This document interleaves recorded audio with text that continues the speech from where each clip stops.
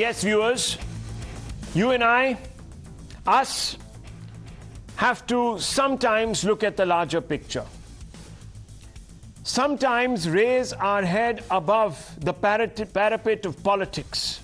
Viewers, sometimes we have to look outside of the cauldron of intrigue. Now let me tell you, viewers, if you have nothing to fear, if you have nothing to hide, nothing to be defensive about, you will have nothing to lose. Your words, your spoken words will carry weight, will be shaped by conviction, and will be heard without prejudice or doubt. That really, viewers, is the power of truth. This is now true of our Bharat, our India, our motherland. The world is falling over itself to recognize our collective agency, yours, our fellow Indians, our collective genius, and our collective contribution to humanity. India's growing stature, based on undeniable evidence, facts, numbers, data, is ensuring that her story can no longer be ignored, that it can no longer be written over by fake propaganda. However hard the agents of calumny might try. Here, viewers, are a few undeniable facts and figures that have become hard to obscure, that have become hard to gloss over. And let me give you some of these figures right up on top so I can better situate the context of what we are going to discuss tonight, viewers. The Indian economy is set to grow at 7.5% in FY23. The Prime Minister has said it's the world's fastest growing major economy. Important word, major economy. In fact, it's going to grow faster than the United States, the UK, Europe, all of Europe, all the major powers of Europe. It's going to grow faster than China for the first time, viewers. That's what we are being told. Of course, it's difficult to ascertain because, as you know, viewers, the Chinese are masters at obscuring the truth. But India is a democracy, and nothing can remain hidden. India is set to overtake some of the world's largest economies. It has already overtaken UK as the 5th largest economy. A decade ago, India was at 11th position. The IMF has projected it to become the 4th largest in just a few years. By 2027, in 5 years, India may even become a 5 trillion economy by just 2026. The target earlier was 2025, but no one foresaw the black swan event, COVID-19, the pandemic. The GDP, viewers, has grown from 7.4% in 2014-15 to 8.9% in 2021-22. Growth despite impact of 2-year-long pandemic. Keep that in the back of your minds. No other country has emerged as unscathed as India has from the pandemic. Of course, I'm not denying, viewers, that there are headwinds, but we have, for the first time, the capacity, the wherewithal, the agency to take on those headwinds. Foreign direct investment from US $24.7 billion in 2014-15 to $58.8 billion in 2021-2022. Viewers, some of the world's biggest companies are relocating to our country to propel us, you, myself, all of us, all Times Now's viewers, to greater glory.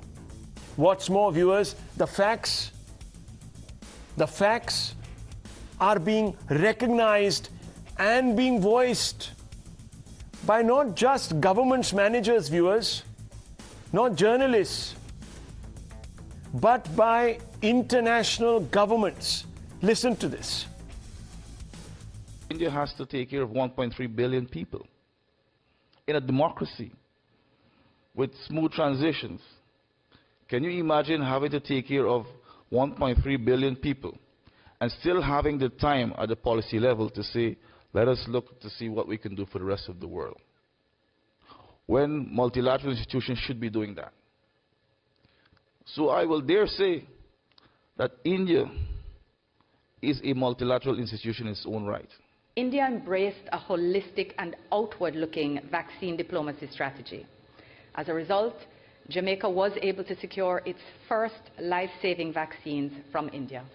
We are deeply grateful and remain so to the government and people of India. I'm convinced that the LIFE initiative proposed by Prime Minister Modi could be a game changer. Maldives applauds the strides that India continues to make in the multilateral sphere and will continue to work alongside our neighbour, our close partner and our best friend. Is this opportunity to thank India, which has guaranteed Yemen an exception from the new grain exporting measures, which shows a great example of Indian constructive role in restoring food availability.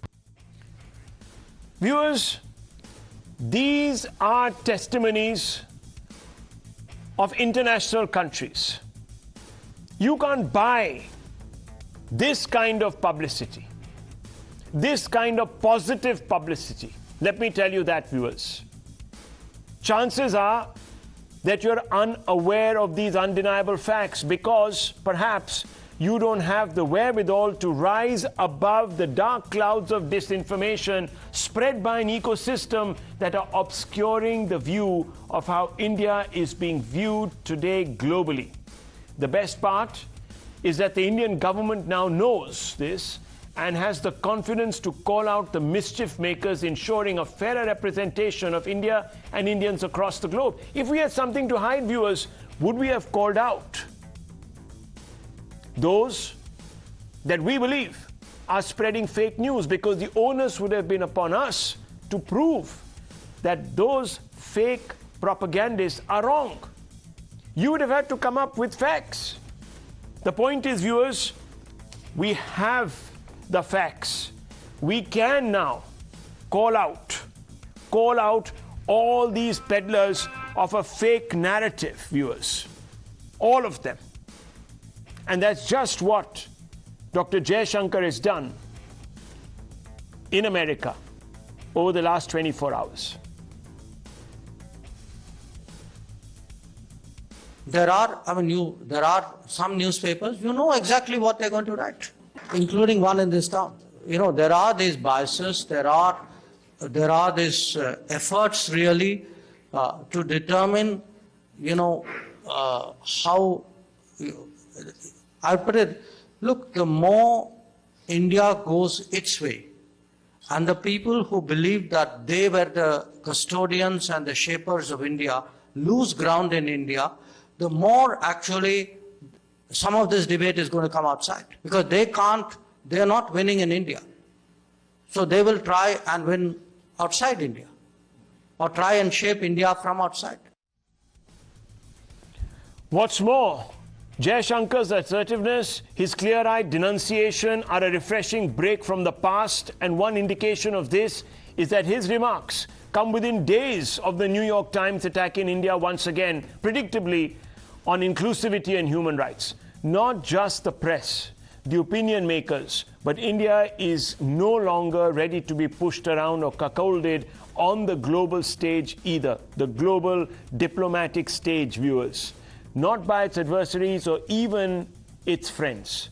Sample how India ticked off the United States for trying to pull the diplomatic wool over India's eyes.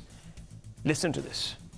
It's a relationship that has neither ended up serving Pakistan well, nor serving American interests well.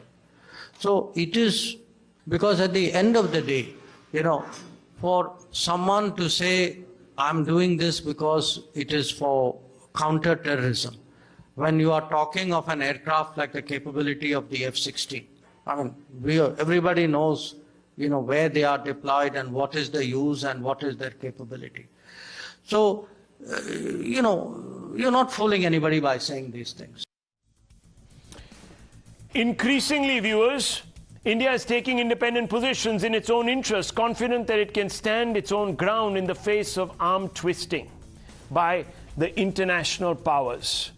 And it can do so because it knows its story is not a fake one. Only paper tigers, viewers, fall flat. Individuals made of straw collapse. But a country whose story is built on solid foundations can stand up and exchange and trade punches. At the UNGA 2022, this new India is a confident and resurgent society. That's what we said. At the Globe SEC 2022, we ensured, viewers, that no one can make us take positions that will suit them. And that was a message that was delivered. Europe has to grow out of its mindset that its problems are the world's problems. Have a difficult relationship with China, perfectly capable of managing. A lot of our problems with China have nothing to do with Ukraine or Russia. That's what we said. We stood up to global pressure, especially Western pressure that said, you have to side with us. If you're not with us, you're against us. Well, India said, too bad. We're not sitting on the fence just because I don't agree with you. It means I'm sitting on my own ground, and I will do so in my national interest, just like all these Western powers continually do. Did the United States, viewers, does it come to our rescue when China goes and tries to go ahead and transgress the LAC? No, viewers, it doesn't. It gives us advice. Similarly, viewers, when we get into fracas, do the Russians take a public stand against the Chinese? No, we take the public stand. We do it because we are capable today of doing so.